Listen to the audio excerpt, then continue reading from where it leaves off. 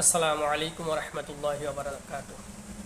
উপদেষ্টা আসিফ নজরুল মালয়েশিয়া সফরে আসছিলেন। সফরে আসার পর থেকে কিছু গুঞ্জন শুনতে পাইতেছি যে আবারও নাকি 1-1.5 লক্ষ শ্রমিক বাংলাদেশ থেকে আনা হবে মালয়েশিয়ায়, আর কলিং চালু করা হবে। কিন্তু হ্যাঁ, 1 লক্ষ না 2 লক্ষ পাঠাক মালয়েশিয়া, তাতে আমার কোনো আপত্তি নেই। কিন্তু আমার আপত্তিটা ওই জায়গায়, যারা আপাতত মালয়েশিয়ায় বসবাস করতেছে তাদের কি অবস্থা, তারা কি করতেছে, তাদেরকে কি তাদের কোনো খেয়াল আছে?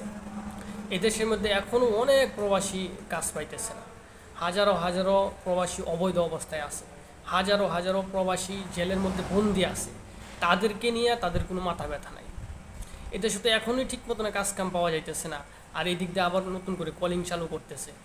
অবৈধ প্রবাসীরা লুগায়া চিপায়া কত জায়গার মধ্যে আছে, তাদেরকে বৈধকরণের কোনো ব্যবস্থা করে না।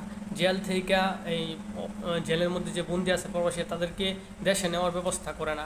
এইগুলা না করে আরও লোক ঢুকানোর ব্যবস্থা করতেছে, আরও লোক পাঠানোর ব্যবস্থা আসলে এর উদ্দেশ্য কী? এটার উদ্দেশ্য, একমাত্র উদ্দেশ্য হচ্ছে তাদের পকেট ভারী করা। তারপরে এই মালয়েশিয়া যখন প্রবাসীরা আসবে, তখন তারা কি করবে না করবে ওইটা তাদের ব্যাপার। ওইটার দিকে আর কোনো খেয়াল বাংলাদেশের কোনো সরকার নেয় না। এটা আমরা বহুত আজকে 7-8 বছর যাবৎ মালয়েশিয়া আসি, এগুলোই দেখতেছি।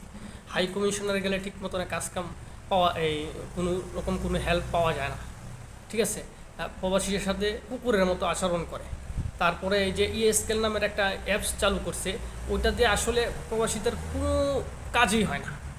ওইটা যদি আমরা করতে যাই তাহলে পারি না। আবার যদি টাকা দিই 200-250 রিঙ্গিত, তাহলে হয়ে যায়। মানে এই প্রত্যেকটা জায়গায় জায়গায় দুর্নীতি। এইগুলা বন্ধ না করে, এইগুলার ব্যবস্থা না করে আবার এই কলিং চালু করতেছে। তাই আমি আসিফ নজরুল উপদেষ্টা আসিফ নজরুলকে বলবো, এইসব ফাইজলামি বন্ধ করে আগে অবৈধ প্রবাসীদেরকে বৈধকরণের ব্যবস্থা করেন, যারা জেলের মধ্যে আছে তাদেরকে দেশে নেওয়ার ব্যবস্থা করেন। এটাই সবচেয়ে উত্তম কাজ হবে। তারপরে এই কাজের এবং নিরাপত্তা নিশ্চয়তা করে, তারপরে কাজের ব্যবস্থা যদি থাকে, ওইরকম নিশ্চয়তা যদি থাকে, তাহলে এই দেশের মধ্যে লোক প্রবেশ পাঠাবেন। এছাড়া লোক পাঠানোর কোনো প্রয়োজন নাই। আসসালামু আলাইকুম রহমতুল্লাহি ওয়া বারাকাতুহু।